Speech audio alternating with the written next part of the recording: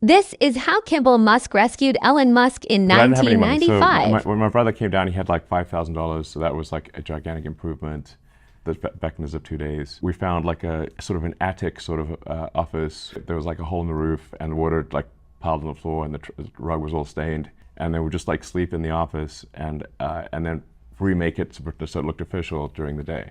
And we still only had one computer, so like the website wouldn't work at night because I was coding at night, and the web server would run during the day.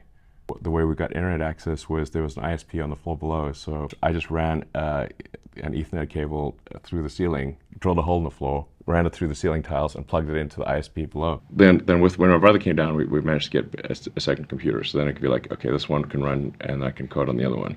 We just basically go shower at the YMCA on Page Mill and El Camino, and eat at the Jack in the Box, if you know the Jack in the Box. Yeah. Just to give you a sense of like how little money we had in the beginning. It was like